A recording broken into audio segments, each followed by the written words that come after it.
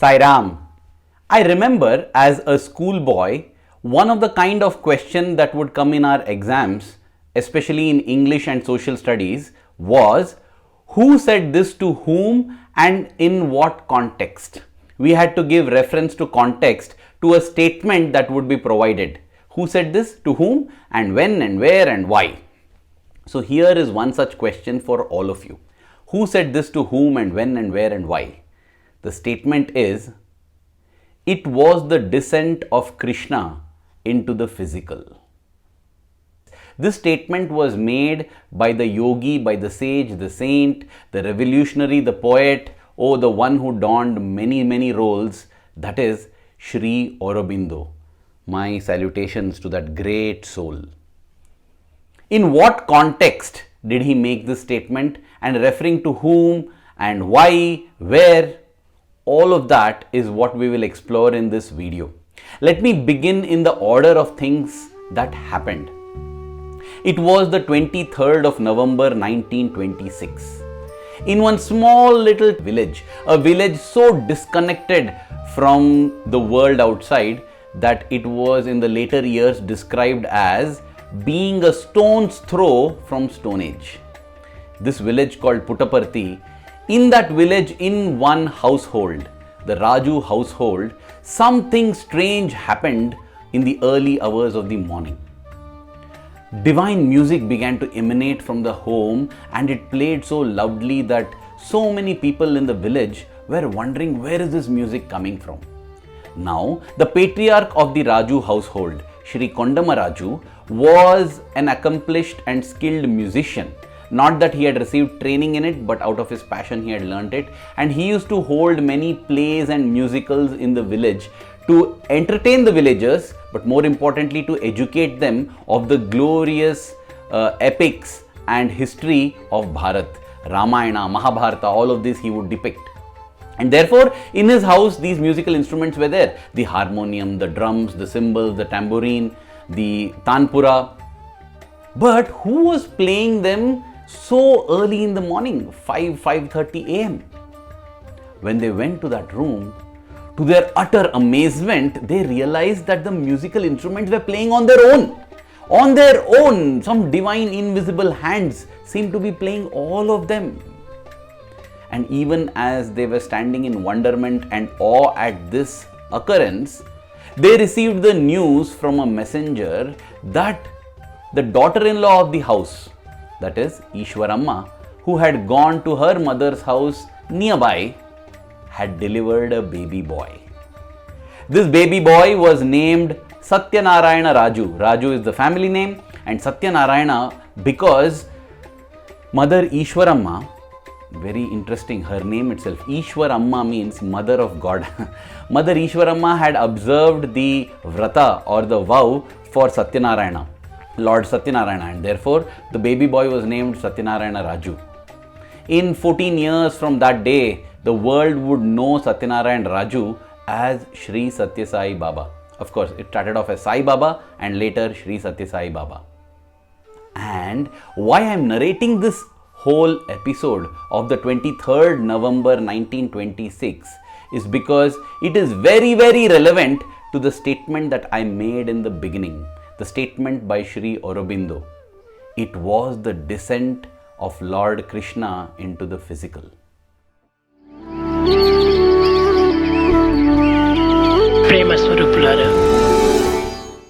Shri Aurobindo was born as Aurobindo Ghosh on 15th August 1872. Interestingly, Aurobindo is the Bengali way of saying Aravind, and I feel very thrilled and specially honored to share the name with this great yogi. And Aravind means lotus. He, with his intellectual superiority and brilliance, managed to get a scholarship, studied in the Cambridge and came back and completed the Indian Civil Services examination. He was employed by the Maharaja of Baroda in Gujarat, that is in the other end of the country, the western end of the country. He travelled from the eastern to the western end and he was in his employment. And that is when he was gripped by nationalism, the fervor. The Indian nationalist movement was gaining momentum. The British rule had angered and upset all the patriotic Indians. In fact, everyone had been affected negatively in some way or the other, and India was struggling and wanting to throw away this yoke of British rule. And Shri Aurobindo dived into it as well. He got married at the age of 28. He was married to Srimati Mrinalini, and of course she was there with him for a few years, but she died early in 1918. She died, but she was there supporting him, and he was very actively involved in the Indian revolutionary movement. In fact, he was a key member of the Anushilan Samiti, that is a group in Bengal that was built to fire the revolutionary flames in India. He was the editor of a newspaper called Vande Mataram. Vande Mataram means salutations to the mother. Vande Mataram. In fact, that is also the national song for India. So Vande Mataram, that's how they tell it in Bengali, and he would write articles that inspired everybody. The British viewed him as a threat. In fact, in 1905, when the British very brutally, as part of their divide and rule policy, split Bengal into two, East Bengal and West Bengal, oh, there were riots and protests galore. And needless to say, Sri Aurobindo, who was then Aurobindo Ghosh, participated wholeheartedly in this and in fact built up this struggle as well. Therefore, it is not surprising that he was arrested.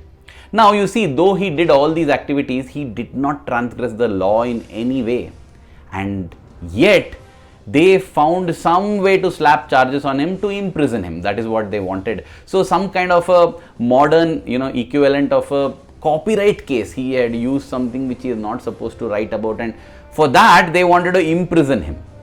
Even the British system, a judicial system, could not imprison Aurobindo, and therefore he was released. And again, he got involved in this movement. He wanted freedom. He was seeking freedom, not just for himself, but for everyone, all his brethren. Whenever you take up a cause which goes beyond yourself and it involves the whole society, they say Janata Janardhan, meaning the society, the community itself is God, and that is how you get power, you get empowered. He was such a kind of a leader, and he did this. And now the British slapped false charges on him of an Alipore bomb blast case. And some way they found that he can be linked and involved in this, and based on that, he was imprisoned in the Alipore jail in 1908. Now, while reading the history and story of such great people, I am summarizing a lot of it over here, one wonders, how is it that such good people, people who have stuck to dharma, who are righteous, are getting punished? What about the maxim dharmo rakshati rakshitaha, meaning dharma protects those who protect dharma? Dharma eva hato hanti. What about dharma destroying those who destroy dharma? Though Aurobindo was imprisoned in the Alipore jail in a very, very difficult circumstance, he was given solitary confinement. Look at the room in which he was confined to. He had no contact with anybody. He had bare essentials, and they wanted to torture him and make him go mad, go bust. But what happened? Destiny, dharma, God, whatever you may call, had different plans for Aurobindo. That solitary confinement is what made him understand the meaning of true freedom. In fact, he writes, Shri Aurobindo writes that he had his enlightenment in the Alipore jail. Lord Krishna was born in the Mathura jail. Shri Aurobindo, who had great love for Krishna, too received his enlightenment in the Alipore jail. And when he received this, he realized that the freedom that he had to fight for was a much deeper freedom, was a subtler freedom, and the true freedom that would liberate anyone, irrespective of what was the political situation, the social situation, or any other situation outside. That is why it is a true freedom, right? It doesn't depend on anything else. And he decided that his life would be dedicated in the pursuit of that freedom. And the moment he decided that, he was acquitted. He was acquitted from the prison. Yes. When he came out, he was a different kind of revolutionary now, fighting for the higher freedom, attaining which all other freedoms are automatically granted unto you. And that is why he continued to be patriotic, but he was not a revolutionary in that sense. He shifted from Bengal to Pondicherry because Pondicherry at that point in time was under the French rule and the British could not touch him there.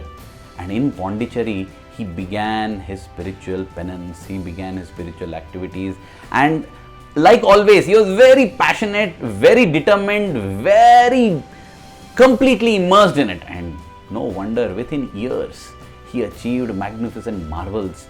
People began to come to him for advice on all fronts: political advice, social advice, relationship advice, spiritual advice mainly.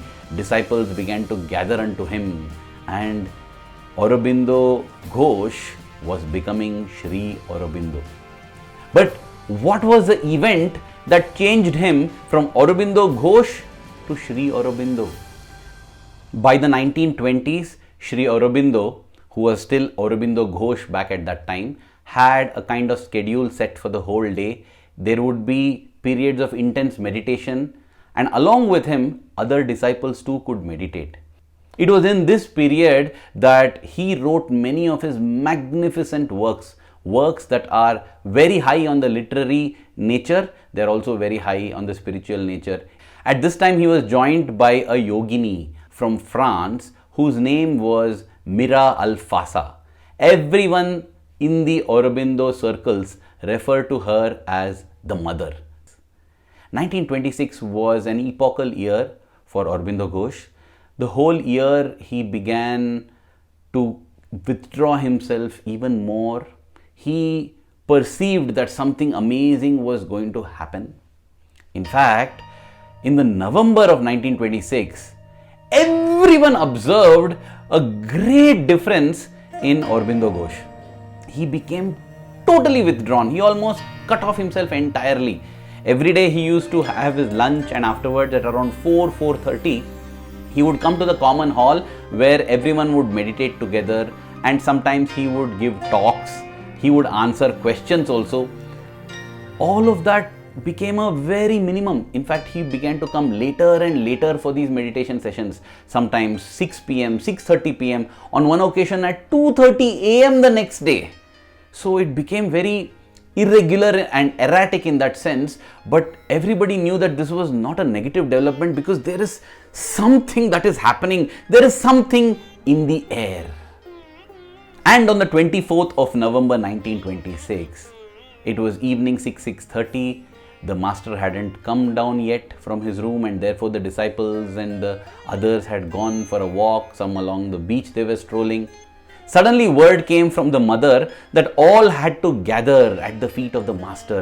It was critical and urgent, and everybody knew that, oh, something magnificent is going to happen, because the news of this kind, they all gathered there. And that day, the 24th of November 1926, when Shri Aurobindo descended, I'm saying Shri Aurobindo because that was the day. That was the day he changed from Aurobindo Ghosh to Shri Aurobindo. He began to write his name also in that manner. Everything happened on that 24th of November 1926, when he descended from the steps and stepped out of the door. All the disciples knew that, oh, there is something magnificent. There was almost a halo around him. There was a glow, a bright shining light. They could feel a light descending. That meditation session, which lasted for 45 minutes, was the most amazing all the disciples had. And you can go online and see the testimonies of these different disciples who were present there. From Shri A.B. Purani to Dr. Nirodharan, to the mother herself, everyone describes the feeling, the ecstasy, the unique experience they had on that special day during that meditation session. And it is after that that Shri Aurobindo actually broke his silence of so many days and made the statement, it was the descent of Krishna into the physical. Note his words, dear brothers and sisters. It was the descent, he said. He didn't say it is the descent. Meaning, when he descended from the steps to tell this, the descent had already happened. And I cannot help but see the strong correlation and link between Bhagawan Sri Sathya Sai Baba Advent on the 23rd November 1926 and Shri Aurobindo declaring on the 24th of November 1926 that it was the descent of Krishna. Let me read the words of Shri Aurobindo himself. Krishna is the Anandamaya. He supports the evolution through the overmind, leading it towards his Ananda. When the Ananda comes into you, it is the divine who comes into you. Just as when the peace flows into you, it is the divine who is invading you. Or when you are flooded with light, it is the flood of the divine himself that is around you. Of course, the divine is something much more. Many other things besides, and in them all, a presence, a being, a divine person. For the divine is Krishna. Shiva is the supreme mother. But through the Ananda, you can perceive the Anandamaya Krishna. For the Ananda is the subtle body and being of Krishna. Through the peace, you can perceive the Shantimaya Shiva. In the light, in the delivering knowledge, the love, the fulfilling and uplifting power, you can meet the presence of the Divine Mother. It even refers to not just Krishna, but the Shiva Shakti, Samba Shiva, the Shiva and the Parvati, the mother and the father aspects. And we know how we worship Swami as the Shiva Shakti Swarupa. In fact, even to this day, the 24th of November is considered as the Siddhi day, and it is celebrated in the Aurobindo Ashrams and all the places related to him around the world. It was in 1926, after this, that the Aurobindo Ashram also was founded. Till then there was no Aurobindo Ashram. And after this, Shri Aurobindo completely went into solitary confinement. One experience happened because of solitary confinement. Now after this experience, he went into solitary confinement because he felt that he could work for the true freedom, the moksha, the enlightenment of humanity better in silence. That is why Lord Krishna says in the Bhagavad Gita, there is great inactivity in activity and there is great activity in inactivity. What we think as the yogis inactivity is intense activity. And that is the intense activity that Shri Aurobindo went into. And it is not surprising that all his goals, all his mission that he wished to achieve, he achieved in this period of inactivity. Apparent inactivity for the 25 years from 1926 till his passing in 1950. I don't think that it is a coincidence that this revolutionary who wanted freedom at all levels, including the level of political freedom for the country, the political freedom for India, dear brothers and sisters, came on the 15th of August 1947 on the 75th birth anniversary of Shri Aurobindo. What a birthday gift given to the being who was seeking true freedom. And he definitely got true freedom. He even saw India becoming a republic on the 26th of January 1950. Before his body he gave up on the 5th of December 1950. So there you have the complete reference to context of that statement. It was Shri Aurobindo referring to the descent of Lord Krishna on the day just after Bhagawan Sri Sathya Sai Baba had taken birth. And here I would like to quote one more statement. This is from his book, The Synthesis of Yoga. He writes, "This descent, this sacrifice of the Purusha, the divine soul submitting itself to force and matter so that it may inform and illuminate them, is the seed of redemption of this world, of inconscience and ignorance." Of course, personally, I find Shri Aurobindo's language too lofty and too amazing to understand simply unless I focus and tune in. But this sentence I definitely focused on, and he clearly states that this descent is to take people across the delusionary world, across ignorance and into divinity. The message that Swami gave, Manasa Bhajare Guru Charanam Dustara Bhavasagara Taranam. And this is what is stated in the Purusha Sukta as well, that supreme cosmic being, Purusha, in the sacrifice, made a sacrifice. It's a great sacrifice that the Lord makes to come into the physical, taking on all the limitations of human body. His descent as man is for our ascent to the divine consciousness. There are many who say that this descent Shri Aurobindo was referring to was the descent of Krishna into himself. Yes, that is also true. This is true, that is true, both are true. Purnamada Purnamidam Purnat Purnamuda Gacchate. It's only in spirituality that this can be full, that can be full, and anything else that comes also will be full. Yes, that is also true. Shri Aurobindo, that is why he became Shri Aurobindo. But dear brothers and sisters, reading this whole story, reading this whole account, it got me so thrilled and with gratitude for the blessings that have been conferred on us, for having been able to recognize, understand, and in some way offer our heart and love to this beautiful Lord, to this beautiful Sai Krishna. As I conclude, I would like to pray, dear Swami, that the love that we have in our heart towards you, may it keep growing stronger every passing moment. Thank you. Jai Sai Ram.